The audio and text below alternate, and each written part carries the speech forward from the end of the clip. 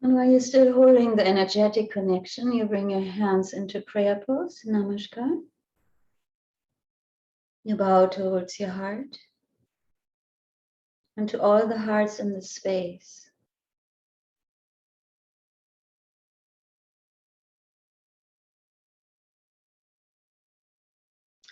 Asatoma Satgamaya Tamasoma Jyotirgamaya Mitroma Amritangamaya Aum Shanti Shanti Shanti. Inhale deeply, suspend your breath.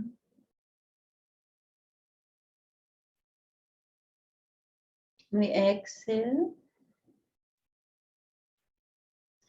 and allow our left hand to rest in our lap.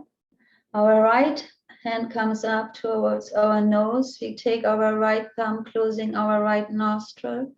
All the other fingers are straight up. They touch and they're straight up towards the sky. In and exhale only through your left nostril. And you want to breathe in a way that you actually don't even hear your breath. That's how gentle, but at the same time as powerful is your breath. You want to observe how your navel is expanding on the inhalation, how your rib cage moves out to the side, and how you're lifting your chest. And then on the exhalation, you're slowly deflating, pulling your navel back towards your spine. Just activating the lunar energy within you. The feminine.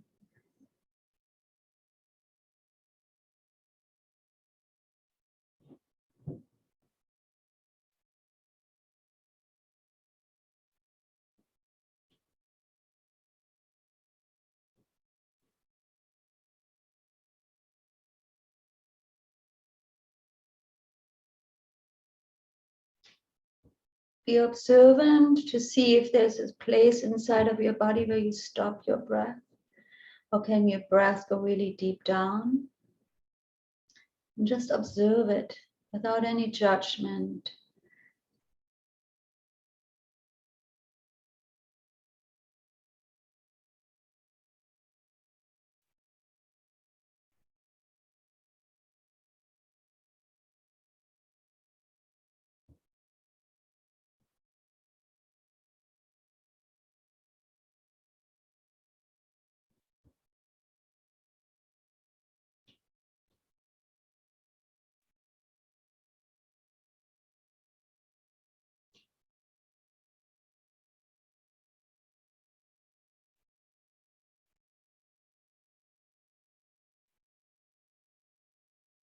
Make sure you're dropping your shoulders.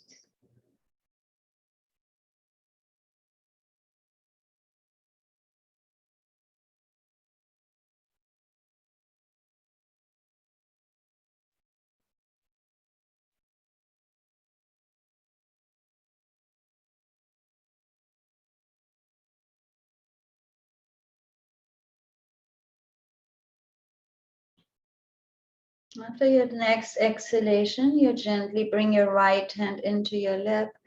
Left hand comes up. Close your left nostril with your left thumb. Start in and exhaling through your right only.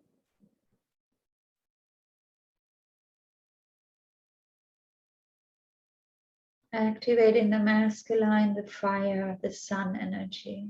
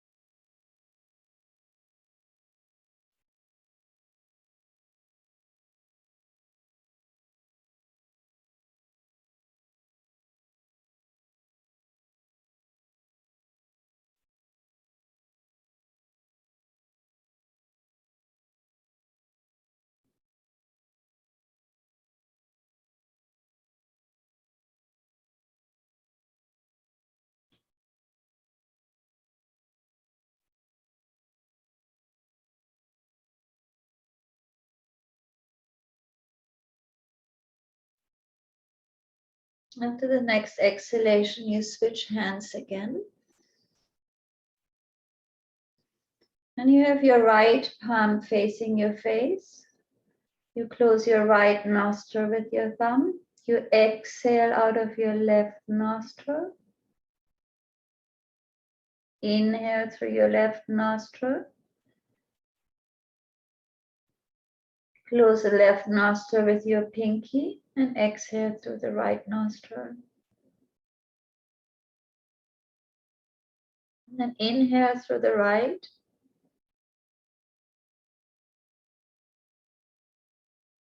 Close the right nostril, exhale left.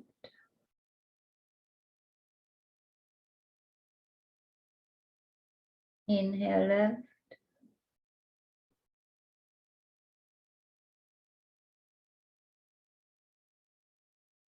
And exhale right.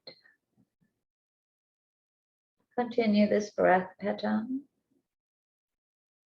The other three fingers in front of you are straight and they are touching.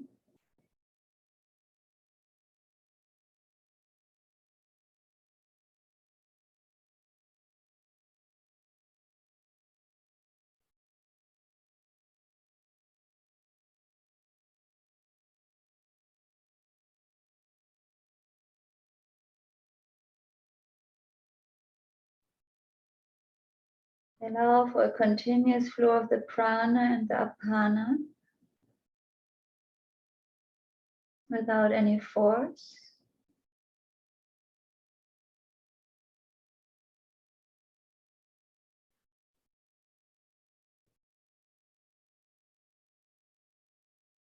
Allowing the prana to come in and allowing the apana to leave.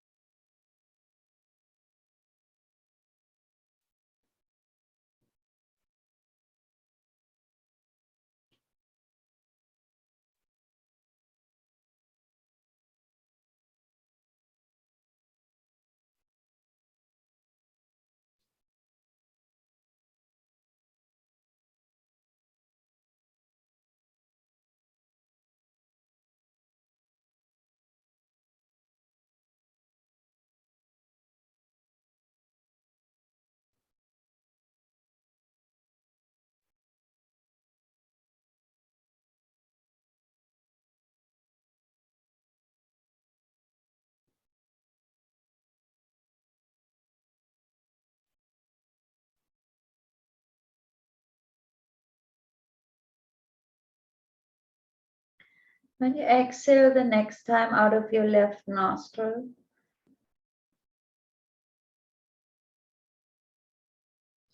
you keep your eyes closed. You bring your right hand on top of your left. Tip of your thumbs are touching. And you will start to in and exhale through both nostrils. Keep a mild focus between your eyebrows.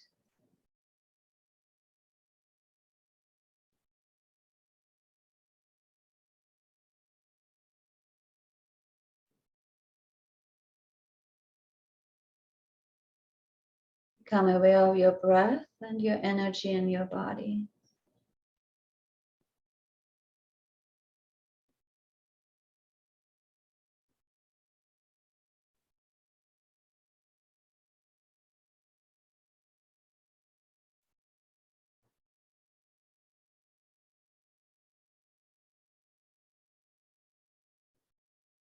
Good, and we are all ready now to slowly open our eyes and receive Nirmala's message. Thank you, Siddhi. So beautiful. Prana, chi, life force. Without it, we are not alive. There's nothing more foundational than our breath. All of these different things that we share with one another, the most important is that we breathe deeply, fully, with intentionality. So today, several things today. The first is that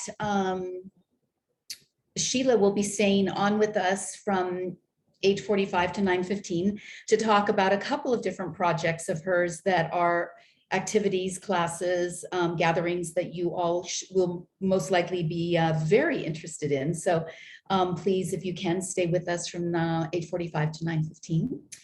And I would like to check in with Sheila. Yesterday was our first deep listening circle. And I'd like to check in with Sheila and have her share just a moment about how that went. And if you made a decision to stay with Friday mornings at 9 as your general gathering time. And if it's fine for people to drop in to come, or how that feels, and just a little context for it would be great. Where is Miss Sheila? Everybody, the circle yesterday was fabulous. We are going to continue at 9 o'clock on Fridays. Enough people, it kind of is a continuation from City's yoga to the group circle, where we're already praying and doing our fragrance of joy mantra. So we'd like to keep it at 9 o'clock on Friday. What I would like to say, if there's people from the circle, if any of the women from the circle feel like that's an impossible time to make, then we are willing to do, I mean, let me know, please reach out to me, because we don't want it to be that people can never make it. Yes, you can drop in. What was most profound for me was just being there and being listened to, because there's no feedback and no advice giving. And it was really amazing to just be held and be heard, and to allow, even in this space, you get your minutes. And if you just want to sit and breathe in those minutes until something bubbles up, we just sit with you. Nice. You know, it was amazing.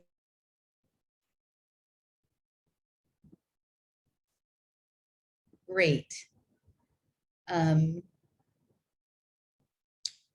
Okay, thank you. Thank you, Sheila. So I'm going to send out, Sheila will share the ongoing link, Zoom link, and we'll share that in our weekly email so that you have it. I won't put it on the website because I think that you should know in advance what's happening with it. So, but I'll send it out so you can keep it in your calendar. And please do join. Feel free to join in whenever you can. And as I said before, it's a fabulous tool for expanding our own deep listening capacity. So it's not just about being heard, it's also about listening. Both. You're doing two things that are really advantageous for us. So thank you, Sheila and Grace. I don't know if Grace is on today, but thank you too for holding the space and for offering your time and your love and your willingness. It's really beautiful. Nikki, just one other thing. On Tuesday, Lishwan and I are going to be doing an in-person circle. So anyone that lives in the Redwood City area, we're going to try to do that once a month, but I will send out that information too. So for anybody that wants to be in person, we're going to try to facilitate that too. Sheila, could you do us a favor? Let me see. Yeah, and just put your email address into the chat so that our women can contact you directly. That's great. Yes. Yeah, that would be really helpful. Thank you. Yeah, and just one note about that. You don't have to give a lot of details now. You may do that during your time when you have after, but it's not a deep listening circle. No. It's not silent. It's an active, interactive circle. So that people don't think this is the in-person version of the deep listening. They actually get to talk and give feedback or whatever. Lovely, thank you. Yes, please note Sheila's email address and contact her about this in-person circle that is on which day? It's the 12th, did you say? Yes, at 9:30. Okay. Starts at 10. Okay, great. Super. I mean, so lovely to see these spin-offs of us getting together and just checking in with one another and expanding our circle in different ways. It's really beautiful. Thank you. So today I had one idea of what I wanted to talk about, but something has been coming up for me through a lot of people, so I felt I would address it. And it is about retrograde. And there's so much chatter going on. I keep hearing people say, oh yes, my car broke or this happened or that happened. Well, it's retrograde. You know, these planets are in retrograde. And I want to talk a little bit about that because it has to do with our how we're perceiving what retrograde means. And so I know that most of you probably know this, but retrograde, while we talk about the planet's movement going backwards and reverse, it's not actually happening. The planet's not actually going backwards. It's how we're viewing it from the earth. And as we're turning and our relationship to the planets and the sun and the orbits that we're in, it appears that it's coming backwards. It's not actually coming backwards. It's actually doing its own normal orbit that it does. But one of the things that I find is that people, it's easy when things aren't going well to just say, well, you know, that's just the cosmos. The energy in the cosmos is creating the situation. And yes and no. It's interesting that there are planetary changes because we know we're impacted by the moon and the sun and all of the planets. We are part of a system of energy that extends and expands beyond just our physical being and our energetic being. We're connected to all of these energetic bodies that are planets and suns and moons and all of these things in our solar system and beyond. So of course we're impacted by it. But the question really becomes, what do we do with this information? And there's this stigma around the idea of retrograde that it's things are out of control, unpredictable, challenging. It's a dark place, and that you should just kind of pull the blankets over your head and just say, well, for that period of time, I'm just going to not venture into the world. And this is really a fundamental misunderstanding that I want to speak to, because it's important that we not hear labels about things and then take that label to be truth. So I'm going to give an example. So here's a book. This is a book. We know this is a book, but what else? What else? So I'm in India, it's really hot. This can also be a fan, can't it? So now it's a book fan. And while we're in the middle of monsoon, so I go outside and generally it's raining. It can be my little rain hat.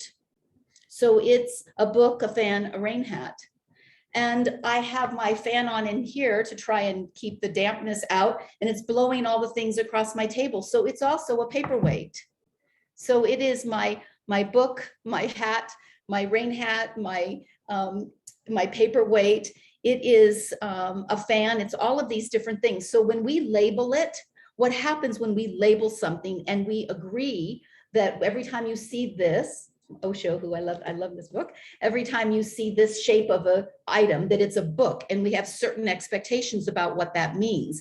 And we call that consensus mind. That's sort of a generic term that's thrown around this idea that we are in agreement that this is a cup or a thermos, and this is a phone, but this is so many more things than a phone. And we use this shortcut of language to decide what something is so that we can have a shortcut of communication. And what we're doing is narrowing the potentiality of that object by deciding with consensus that it's only one thing. So when we do that with the planets and we decide when they're in retrograde, the one thing is that it's out of control, unpredictable, things are going to happen that we don't want. Now that's our truth. That's what we're buying into. And what we have to really stress for ourselves is that almost everything that shows up for us is more than the one thing that the label is that we've given it and we can have consensus about. It's this. It is, everything is so much more than one thing. Almost every, I don't even know if there's one item that you can say has only one purpose or one use. Everything has multiple depending on the situation you're in. And so when I think about retrograde, I think, how about if we look at this as simply a redo? We had a belief system about something, and now we're having an opportunity to go back into it and look for what is the expanded truth of it. Is there a revelation or a knowingness that I missed? So when something happens during planetary retrograde and we say, oh my God, you know, things are going crazy, maybe there's something in that craziness that we've missed. It's not actually crazy. It's only crazy because we're defining it within a specific realm. We have this consensus that that's crazy. When things don't go according to the plan, they're chaotic. It's unpredictable. We've already labeled it that way before it's even happened. rather than leaving it open to, oh, isn't that interesting? Normally, when I do this, this happens, but in this case, it didn't. It doesn't have to be retrograde or unpredictable people around you. It doesn't have to be related to anything. Maybe just the general movement of the universe is giving us an opportunity to expand how we hold what we think things are and what situations are. We chant, City chants every morning when we start our group on Saturday morning. She chants the Asatoma chant, which is bringing things from untruth into truth, that we may be blessed with seeing things as the truth of what they are. We talk a lot about, if you set up a paradigm and then you buy into it, it's always going to be that paradigm. That's the way you're going to see it. Every time that situation or that person or that whatever happens, you're going to automatically, your brain will go to, this is the result of it, or this is the conclusion. If we allow ourselves to be in this consensus mind thought, what we want to do is to be in this expanded mind where we don't actually draw any conclusions. We simply take in the information that's being given to us in a situation, and we go, wow, that could have several conclusions or several possibilities, and let me see which one's applicable to where I am in my life right now. What can I take away from this that's useful for me? This isn't about spinning. Everything has a silver lining and it's all good. This is about being astute, about being an astute human being who has an opportunity in the way that we're living out this embodied form to be taking in incoming information and not have set up relays and patterns in our mind that all can make conclusions where we are shortchanging ourselves from possibility of some expanded thought. And all that we can do in our life is to continually dissolve, to pull apart these patterns and these belief systems and judgments that we have, and allow ourselves to have the experience as it's really unfolding, not as we've already decided as our conclusion of how it's going to be. Every time we draw a conclusion, we close a door. Even if that conclusion has some validity, we have closed the door to other possibilities. And every book that shows up can be a fan and can be a rain hat and can be a paperweight and can be many, many things. Everything that shows up in your life has an opportunity to be many, many things if you allow it to be. If you're willing to sit in the unknown of how it's going to be useful, how is this situation or this person or this new truth that I've come across going to be useful in my life? So if we look at retrograde and we say, this is an opportunity, whatever's showing up as a little bit of chaotic or craziness, however we want to label it, is actually an opportunity in a way for us to come back, go back into space, into time a little ways, and go back through what are the steps that I am taking to allow a greater pool for me to operate in. And when I'm in a greater pool, things that used to be considered chaotic to me and out of control now just seem like they're kind of normal. They're sort of just floating around, and I don't have so much of an issue with it. It's a much more peaceful way to live, and it allows us to have an experience of this embodied form that is so much richer than the one that we have when we use conclusion after conclusion for every situation. If we draw conclusions continually, we just shut off more opportunities and more possibilities of seeing something different. And it's really fun to look at life and say, I want to see everything in its fullness, the unlimited. We're unlimited in the number of ways that we can problem solve, be creative, be interrelational, be communicative. It's endless. Endless. But we set up paradigms that give us the shortcuts so we just keep doing it the same way. Why are we doing that? We are juicy women who are in the prime of our creativity and our expression into the world. We're at the prime.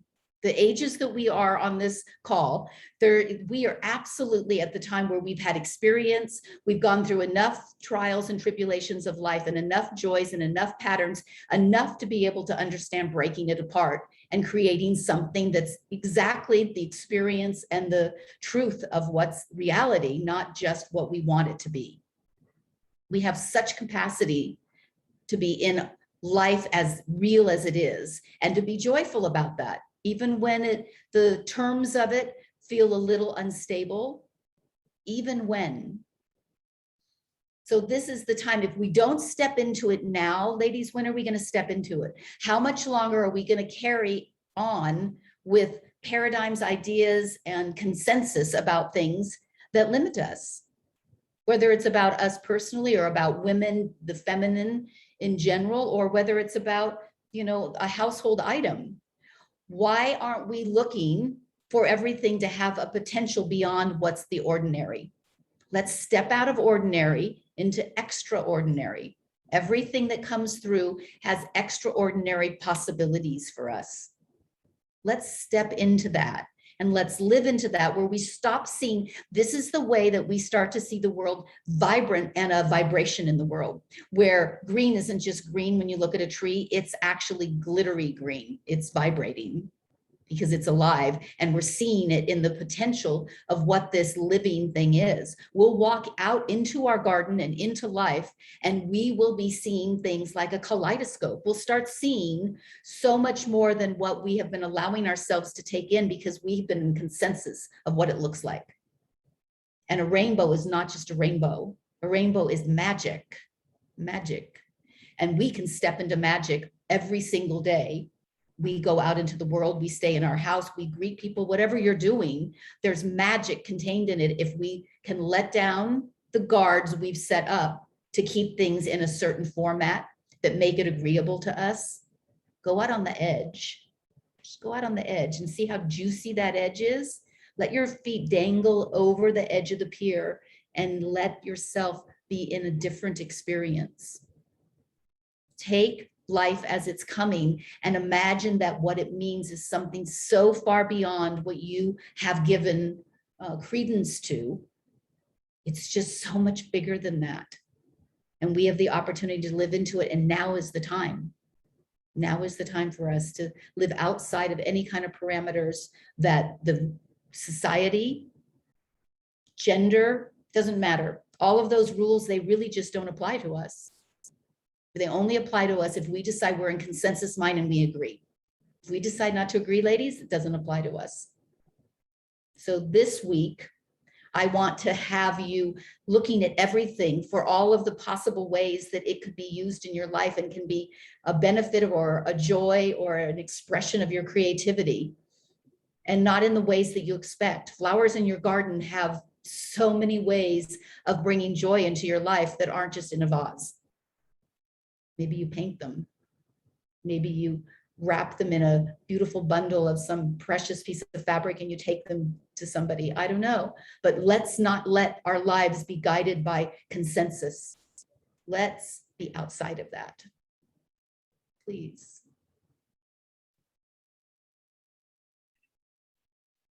Thank you. Okay, I thought today, because we will listen to Sheila too, so we will sit a lot. I thought now we are moving. Yeah, we started with breathing so that we can be open and listen. But let's come sitting any way you like to sit. Some of you are maybe cross-legged, some like I am sitting on the heels or on the chair. But I would like to move our energy after we listened and go back to listen, because the body can only take as much in as free as the body is. Yeah. So have your hands either on your knees or on your thighs. Inhale, arch forward, exhale, round back. Keep your chin parallel to the floor. Just allow your spine to move from the base, mid spine, upper spine. Inhale, forward, exhale, back. All breath is through your nostrils. You can do this easily sitting on the chair. Just make sure your feet are touching the ground.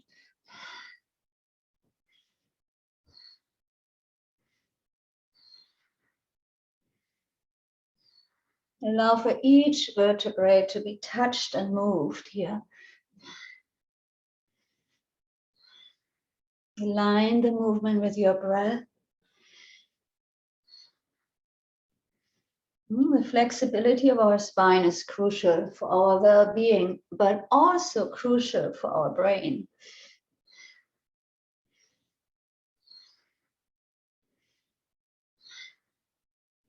In the world of yoga, our age is actually determined by the flexibility of our spine, not by the numbers of our age.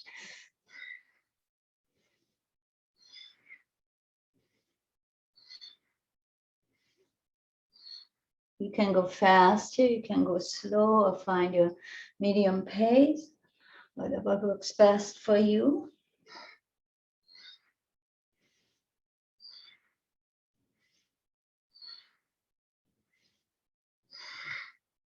It's great to do this, when you sit at the desk. And just scoot back with your chair, close your eyes and do 3 minutes of this in between to get the spinal fluid going again, because the compression of the vertebrae through this long sitting is really not healthy.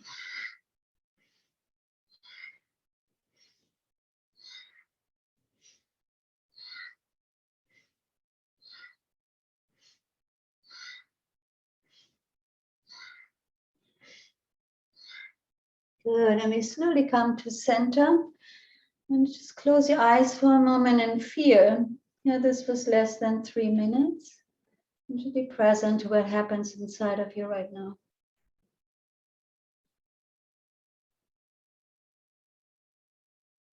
Good. We open our eyes, we bring our fingertips in front, thumb into the back of our shoulders. And then we twist to the left, inhale left, exhale, we twist to the right.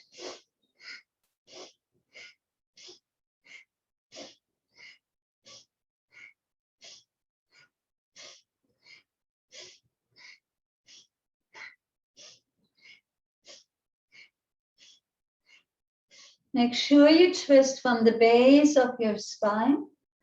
You take your head with you. You look over the shoulder that moves back.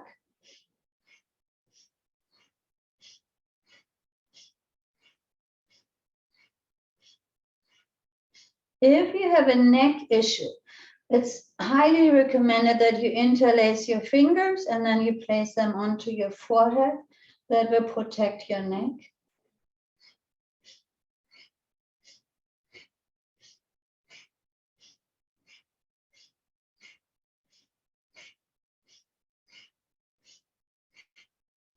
Strong breath here.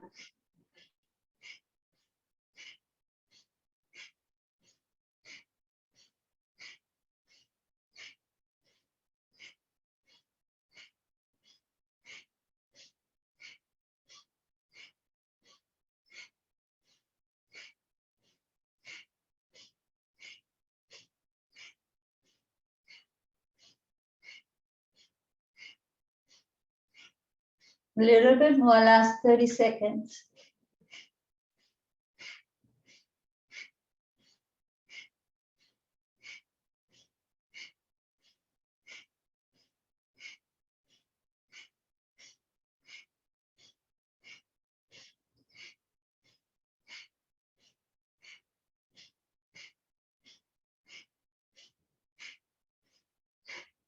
Inhale into the center. Inhale deeply, suspend your breath. Pull your perineum, sex organ, navel in and up. Pull the energy from the base through your spine to the top of your head. Hold the energy there. Exhale, relax. Bring your hands back onto your thighs or knees. Eyes stay closed. Take a moment to integrate.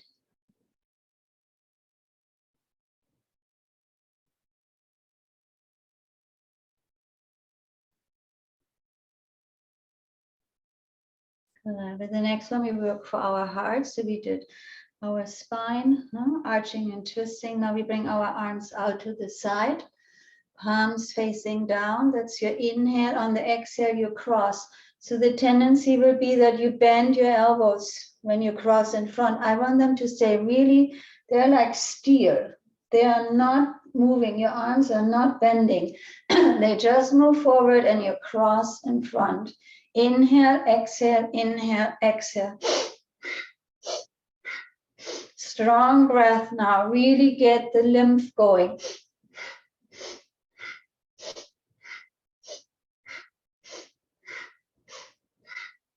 Make sure you're not bending. That really requires a lot of attention here.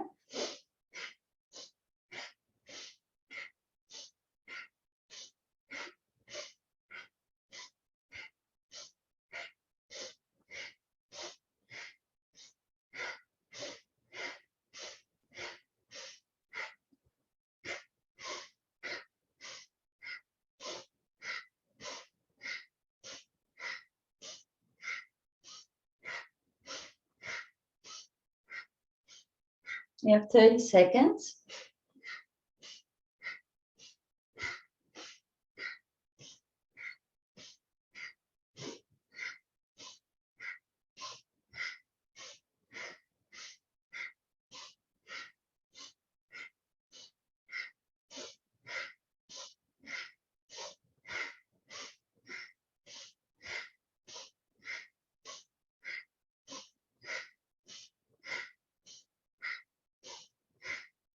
Inhale out to the side.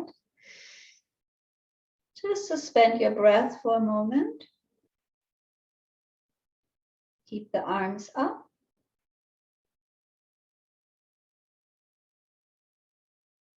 And then you exhale, rest your hands back onto your thighs or knees. Close your eyes. Present.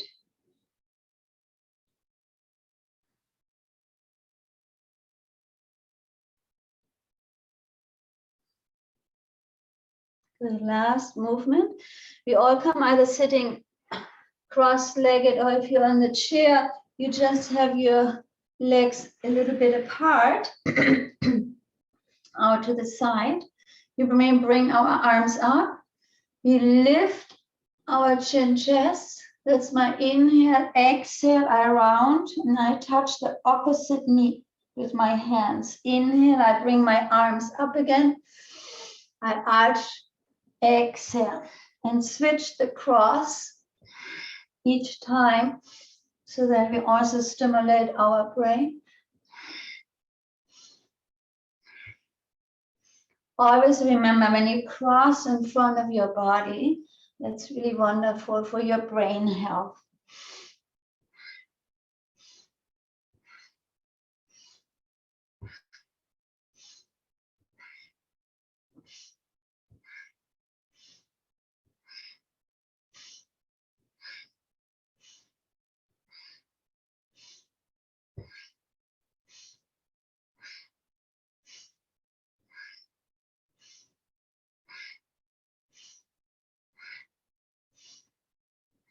Last 3.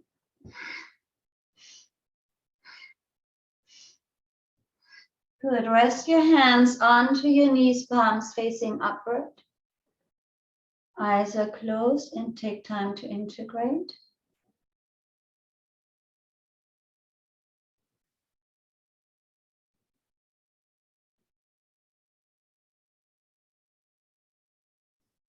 Good. And now you're ready for Sheila.